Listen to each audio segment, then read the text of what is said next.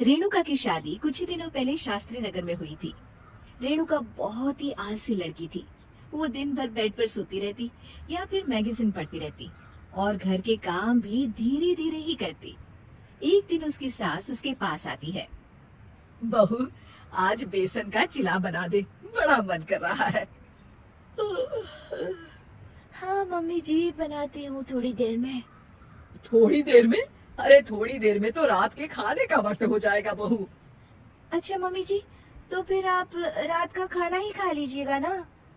हे भगवान, कैसी आलसी बहू मिली है मुझे, हर काम को बस टालती ही रहती है।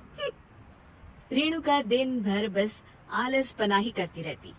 एक बार रात के खाने पर सब बैठे हैं तो रेणुका का पति कहता है, अरे ये क्या, आज फिर से करेला?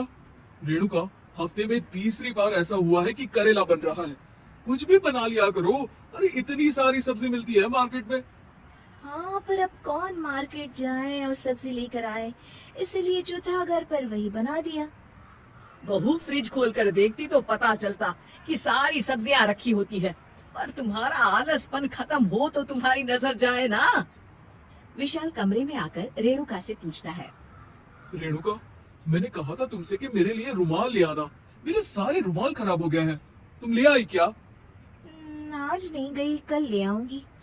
ओफो, पिछले 4 दिनों से मैं यही सुन रहा हूँ।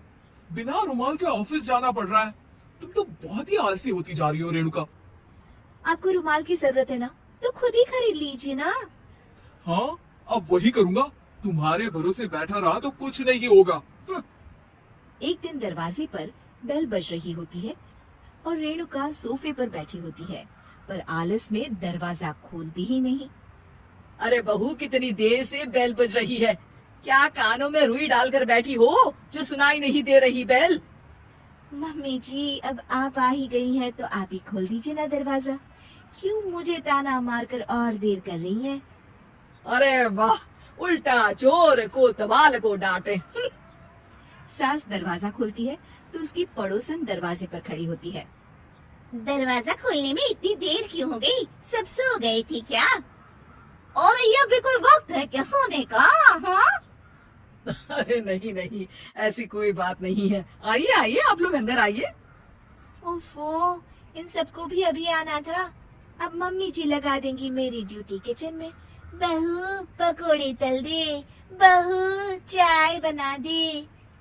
अरे बहू, सो गई क्या? कब से आवाज दे रही हूँ, जा चाय बना कर लिया। हाँ मम्मी जी, अभी जाती हूँ थोड़ी देर में। सास रेणुका को आंख दिखाती है। मतलब थोड़ी ही देर लगेगी चाय बनाने में, अभी ले आती हूँ, बस झटपट। रेणुका रसोई में जाती है और इसी आलसीपन में वो चीनी की जगह नमक डाल देती है। जैसे ही सब चाय का घूंट भरते हैं, चाय थूक देते हैं। थू थू थू थू, ये कैसी चाय बनाई है तूने रेणुका? इसमें तो सारा नमक भरा है। हाँ, और ये पकोड़े, इसमें इतनी मिर्च है कि मेरी तो हालत ही खराब हो गई खाकर। और रेणु जी, आपकी खातिरदारी में पहले तो कभी कोई कमी नहीं रहती थी, पर जब से आपकी ये बहू आई है ना, मामला कुछ गड़बड़ा सा गया है। हाँ हाँ, जहाँ आप इतनी एक्टिव हैं, वहीं आपकी बहू एकदम आलसी, एकदम राम मिलाई जोड़ी लगती है।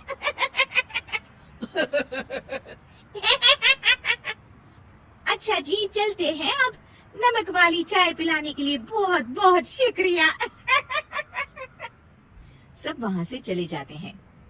अरे तूने तो मेरी नाक ही कटा दी बहू। वे लोग क्या सोच रहे होंगे मेरे बारे में? मम्मी जी, मैंने तो शक्कर ही डाली थी, पता नहीं नमक कैसे बन गई शक्कर। शक्कर नमक नहीं बना बहू रानी, तुम्हारा ये जो आलसपना है ना, ये उसी का नतीजा है। सॉरी मम्मी जी, अब मैं ये आलसपन छोड़कर सारे काम अच्छे से मन लगाकर करूंगी।